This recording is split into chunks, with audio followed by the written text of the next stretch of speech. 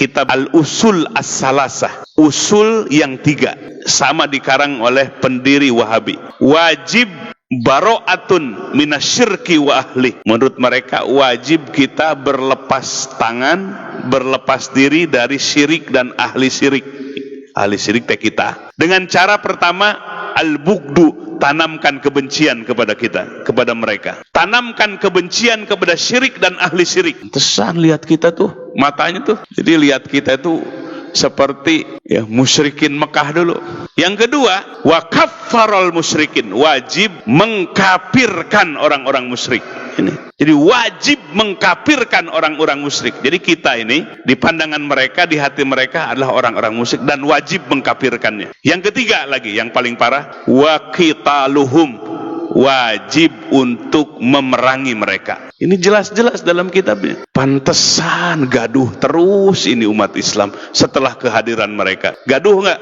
Gaduh di masjid-masjid, gaduh di media sosial. Karena pemahaman yang dibangun ini. Pemahaman yang dibangun. Dan mereka menyebut bahwa dulu Nabi Shallallahu Alaihi Wasallam memerangi orang-orang musyrik. Benar apa enggak? Jadi dakwah Nabi dengan dakwah tauhidnya katanya memerangi orang-orang musyrikin. Siapa yang memerangi ini? Apa enggak baca sejarah ya? Nabi 13 tahun di Mekah. Coba lihat, dakwah dengan cara yang hikmah. Hikmah itu tuntunan Quran. Ud'u ila sabili rabbika bil hikmah. Ajaklah manusia kepada jalan Tuhanmu dengan hikmah, bukan dengan caci maki, apalagi memerangi. 13 tahun bertahan.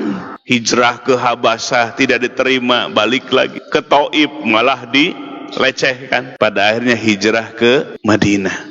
13 tahun di Mekah, Nabi memerangi enggak? Boro-boro memerangi, Nabi yang dilecehkan. Sudah hijrah ke Madinah, tahun kedua mereka menyerang Madinah. Terjadilah perang Badar di bulan Ramadan. Badar tuh di sekitar Madinah, berarti yang nyerang Nabi atau kafirin musyrikin Mekah? Yang datang berarti yang menyerang. Yang dari Mekah datang ke Madinah, terjadilah perang Badar. Badar itu di sekitar Madinah. Jadi Nabi yang diperangi.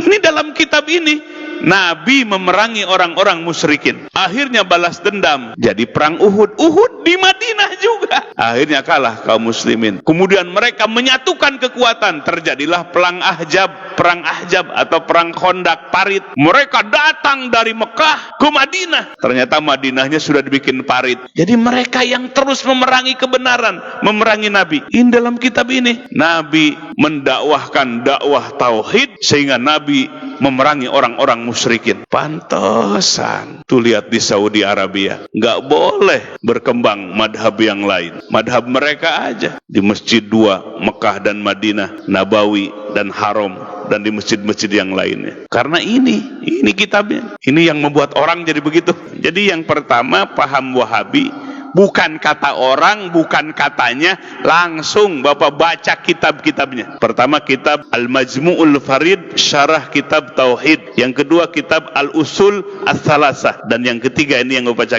kitab, namanya kitab Kasyfus Syubuhat. Sehingga dari penelahan ini disimpulkan, pertama madhabnya adalah eksklusif, yang menutup diri. Pokoknya sudah kami yang benar, mereka salah semua. Itu eksklusif, tidak menerima orang lain, paham dari orang lain. Yang kedua, mazhab yang ekstrim. Apa ekstrim? Takfiri, mengkafirkan orang lain, mengkafirkan golongan yang berbeda dengan mereka. Takfiri, ya, mengkafirkan orang yang beriman. Yang ketiga, dari keekstrimannya itu mereka memerangi yang dianggap orang-orang musyrik.